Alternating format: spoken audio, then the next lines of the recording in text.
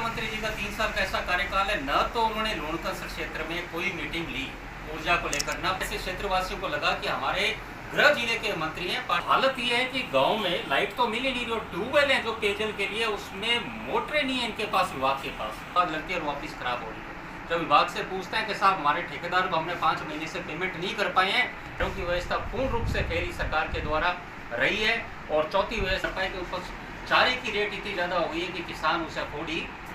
नहीं। मेरा ये विषय है, मैं ये कहना चाह रहा हूँ कि ऊर्जा मंत्री संपूर्ण रूप से फेल हुए हैं। सिर्फ लोन हाथ में ये किसानों के साथ साथ ही एक बड़ी जहाँ उठा रहे हैं लोग, उसके साथ एक विषय और है कि गांव में लोग बात जो कहते हैं कि 3 महीने पहले बजरी जो 32 रुपये फुट में आया हुआ है इस राज्य में, कि बजरी की रेटें डबल हो गई जस्ट, और जो कंस्ट्रक्शन का कॉस्ट बढ़ गया, इसका क्या दो कारण है ये भी जानना चाह रहे हैं। कल हम बीकानेर जिला कलेक्ट्रेट के सामने पब्लिक पार्क में कल हमारा धरने का कार्यक्रम है, और धरने का उद्देश्य ये कि गांव में किसानों को बिजली नहीं मिल रही है, और मिल रही है तो 3 घंटे 4 घंटे, वो भी पूरी बिजली नहीं मिल रही है, जिसकी वजह से किसानों की फसलें चौपट हो रही है। राम तो रूठा ही है, और राज भी जिस तरह रूठ गया है, किसान किस तरफ जाए। तो इसके लिए पूरे लोणकसर विधानसभा क्षेत्र से किसान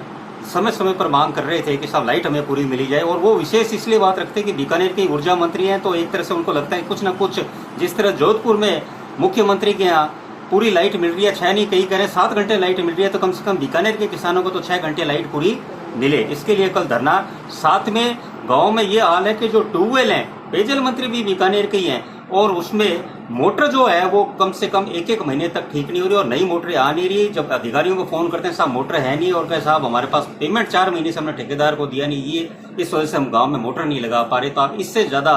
दुर्गति किसान की क्या देखोगे? पीने के लिए पानी नहीं, गाँव में लाइट नहीं, और आप ये देखिए कि जिस तरह काल पड़ चुका है, उसके लिए किसान जो यहाँ पे पशुधन सबसे ज्यादा है, उसके लिए किसान ये चाह रहा है कि हमें पशु चारे के डिपो खोले जाएं, ताकि किसान को जो पशुधन है उसके लिए कुछ व्यवस्था सुलभ हो पाए। और चौथी हमारी ये भी मांग कि नहरों में पानी नहीं है, किसान की आपने फसलें भिजा दी पर आज वो फसलें जल रही है। तो चौतरफा मार से किसान जो तिल मिलाए हुए है, वो कल बीकानेर में आकर इस सरकार को आईना दिखाएगा कि किस तरह झूठे किसान के आंसुओं के नाम पर मुख्यमंत्री, ऊर्जा मंत्री और संपूर्ण कांग्रेस करती रही है, और असली किसान किस तरह से इस सरकार के 3 साल में त्रस्त है, उसका कल बीकानेर में आकर किसान विरोध कर प्रकट करेंगे। ये सबसे बड़ा कारण है, सरकार नाम का प्रशासन है ही नहीं 3 साल में। हम जब नजदीक से देखते हैं तो सबको यही लग रहा है कि बस अब सरकार जाने वाली है, और कांग्रेस जैसे पूरे देश में जहाज डूब चुका है, और बस ये 2 साल किसी तरह सरकार चलाना चाह रहे हैं कि किसी तरह येन केन प्रकरण सरकार चले। उसी उद्देश्य को लेकर ये चल रहे हैं कि बस हम तो